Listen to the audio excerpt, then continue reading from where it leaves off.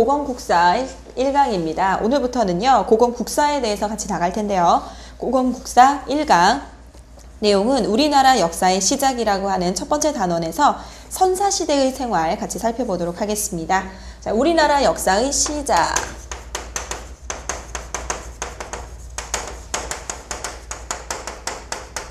이제 국사 단원에서 첫 단원인 우리나라 역사의 시작이라고 하는 단원에서 오늘 같이 살펴볼 내용은요. 선사시대의 생활과 국가의 성립이라고 하는 단원이에요. 자, 그래서 먼저 선사시대의 생활 보도록 하겠습니다.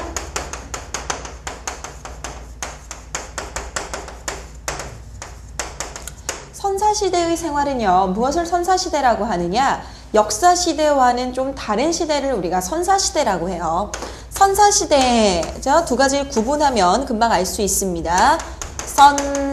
선사시대란 문자의 기록이 남아있지 않는 시대. 우리가 역사의 기록이라고 할 수 있는 글이나 그렇죠? 여러 가지 책, 이런 것들이 만들어져 있지 않은 시대를 우리가 선사시대라고 하고요. 문자 기록이 없다. 자, 그 다음요. 역사시대.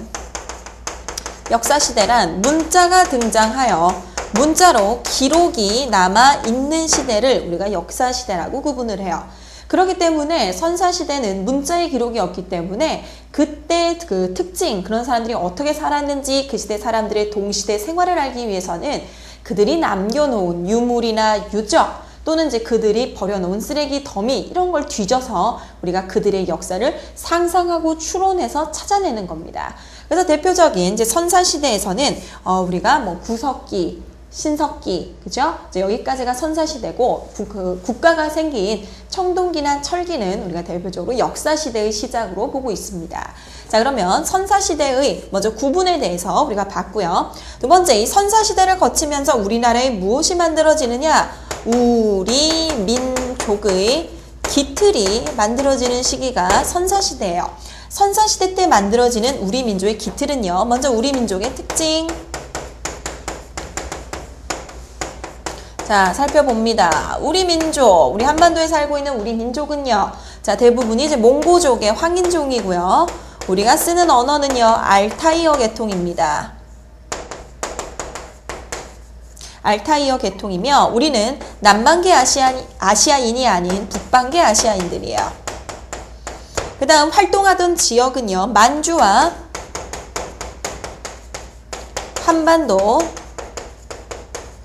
한반도의 동북아시아 지역.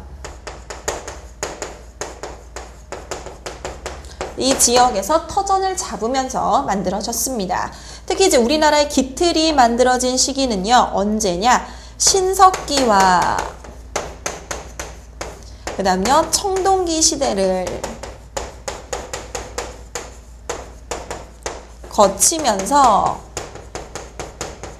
주변의 여러 민족과 교류하면서 독특한 문화를 형성했죠.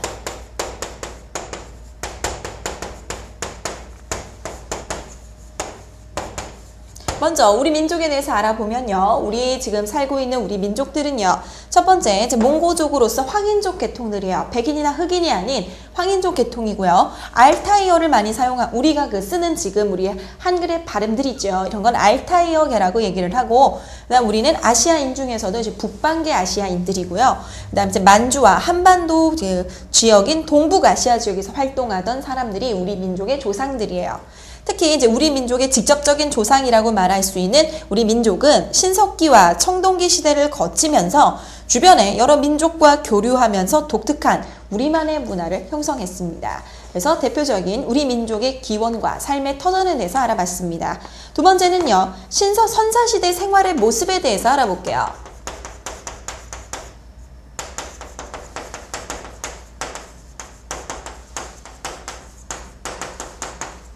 선사시대의 생활의 모습은요. 각 시대의 특징적인 것들만을 한번 정리하고 끝내도록 하겠습니다. 이 지점에서는요. 각 시대별 특징 정도만 어느 정도 기억을 하면 우리가 이제 문제를 풀거나 또는 이제 시험을 보실 때 이제 크게 어려움은 없어요. 그럼 선사시대의 대표적인 구석기와 신석기, 그 다음 역사시대로 넘어가면서 도구의 이름을 붙이는 청동기나 철기, 그러니까 어떤 도구를 사용하느냐에 따라 이제 그들의 시대를 많이 구분을 합니다. 그래서 구석기, 신석기, 청동기, 철기의 특징적인 것을 한꺼번에 정리를 할 거예요. 책에는 신석기와 구석기가 따로 묶여져 있고 청동기와 철기가 따로 묶여져 있는데 지금 제가 설명을 할 때는요, 두 시기를 따로따로 묶는 것이 아니라 네 시기에 대해서 한꺼번에 정리를 할 겁니다.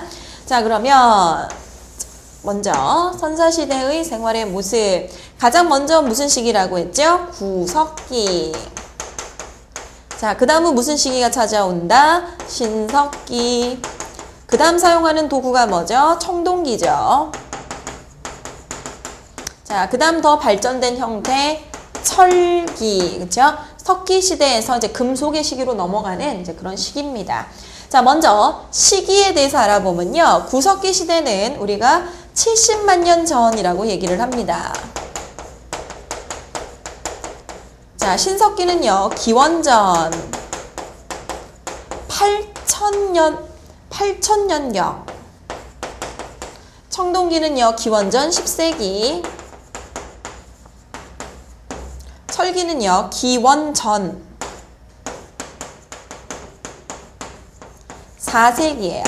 그래서 각각의 시기 구분인데 숫자를 외운다, 외우지 않는다? 숫자를 외우는 건 중요한 게 아니에요. 그냥 역사의 발전 순서가 구석기 먼저, 그 다음 신석기, 청동기, 철기다. 이런 것들은 유물이 어떻게 발견이 되느냐에 따라 변동이 가능한 시기예요. 우리 정확하게 문자 기록이 있어요, 없어요? 구석기, 신석기? 없죠. 어떤 유물이 발견되느냐에 따라 다 달라질 수 있다, 이렇게 생각을 하면 돼요.